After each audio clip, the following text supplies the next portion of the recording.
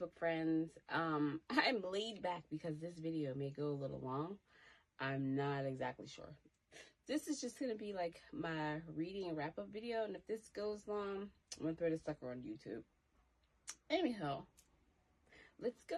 I'm going to just basically show you a picture of each month, what I read, and then talk about what my favorite book was for the month. Okay. I'm going to start with, with January. And I'm really doing this on the cuff, so I'm literally like looking at these as I'm talking to see what my favorite was. Tainted by Kaylin. Listen, Tainted by Kaylin. And it's so crazy because you guys know I don't remember or retain information, but I can tell you Tainted with Kaylin was so flipping good to me. It was a book when I read it that in a long time I hadn't met like an MMC that I really just was like goo goo gaga over. Tainted was that. Tainted gave me that. I don't even remember the characters' names, can't even tell you, but I remember just how much I enjoyed that book and how much I enjoyed the MMC. It was like a breath of fresh air. I hadn't had one in a while, and I loved it. I ate that up. Okay, so for February, I'm going to go Razorblade Tears. I only read 4 books that month. Razorblade Tears, hands down, would have been my best read for that month. That was my first S.A. Cosby book, and I was sold. I very much like how, for me, the book kind of read like a movie. You could basically feel yourself it was like watching a film. It was literally like watching a film. For March, I read only these 3. I mean, it was Sakara, so of course Needful was my favorite. What I will say is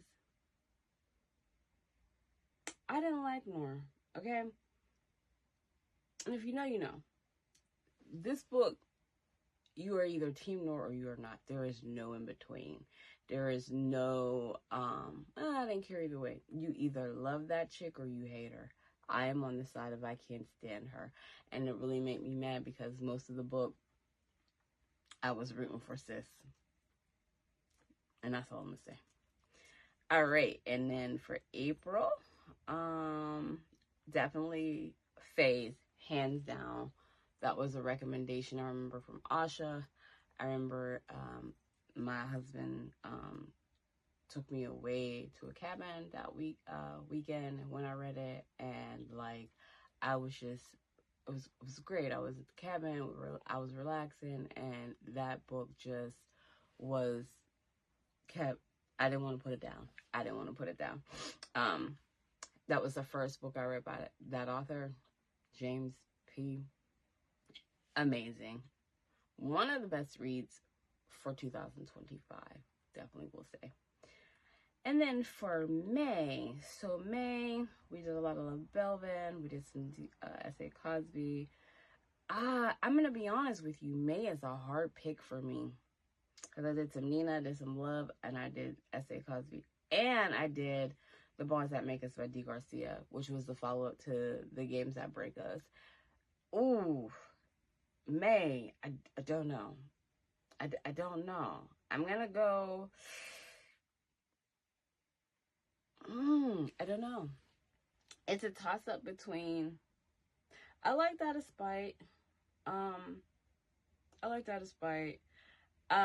For whatever reason, I'm very funny about age gap when the woman is older. I don't know why, I just am, okay? Whatever. It's because I always dated people way older than me, and I just be like, how can you date someone younger than you as a woman? But, okay, you know, that's my hang-up. But the book was good.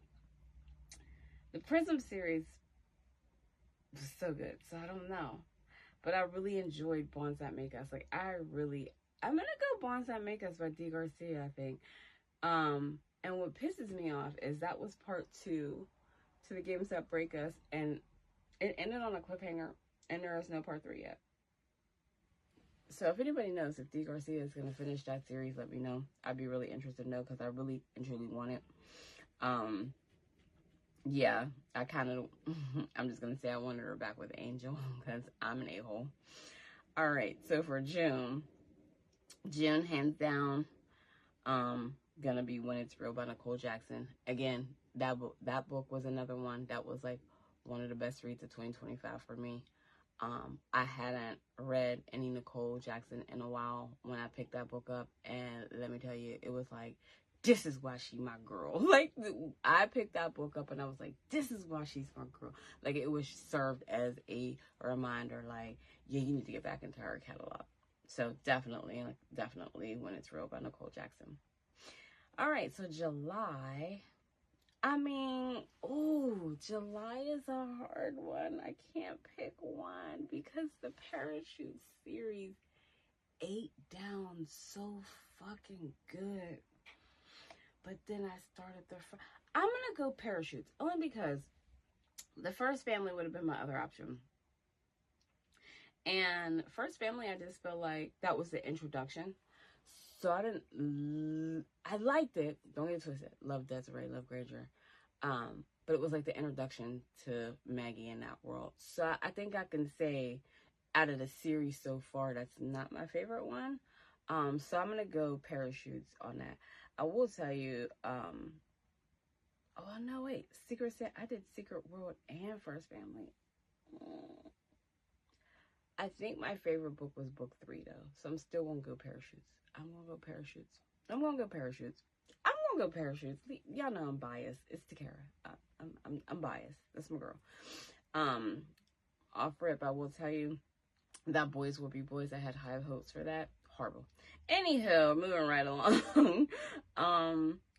August. Trouble Forever. Hands down, All Mine. Carolyn Kay. Hands down. Again, I will say another contender for one of my best books of 2025. Don't know what made me, she was a new author. Don't know what made me pick her up. Kind of just kept seeing her on TikTok and said, let me give it a whirl. As usual, went into it blind. So I didn't realize that it was going to be a series. And, because I try to wait till they're complete. Whatever. Pleasantly surprised. Like, I was like, wow, this is really good. I love when I pick up a new author and it's their first book and they wrote the hell out of that. Like, you can't. I'd be like, where you been? You know what I'm saying? Definitely one. It's gonna be the win for that month. And like I said, she definitely goes up there with top for 2025. So then we move to September. September. September, honestly, even though you see all those books there, I didn't really, For the Love of Priest. Wow, I told you this series was one of my favorites for 2025. The first book, again, was like the introduction book. So, I'm still going to probably pick that as my favorite for the month. Shit, but you know what's sad? Yeah, I was going to say I didn't remember Nevermore, but I do remember it. I'm actually going to go back on that. I'm not going to pick For the Love of Priest. I'm going to say Diamonds and Dope by Janae. And where the hell is the follow-up to that book? But yeah, I'm going to go Diamonds and Dope because I really like that one. But again, picked it up blind and never read anything by the author. And it's a freaking cliffhanger. Baby, for 2026, let's stop the cliffhangers. Anywho, moving right along to October. I only read 3. Gonna definitely say No Sweeter Poison. Was probably the best one of that month. Love and the Legend, though, was my first M&M romance. And I thoroughly enjoyed it. But I'm gonna go No Sweeter Poison. I'm actually probably next week getting to the subsequent books because I never got back to it. But I'm gonna pick up the subsequent books for that. And then we have November. And baby, November is hard because I did Nina November. So, you know, all those Nina books, I don't know. What would I Priest to Secure Clearwater?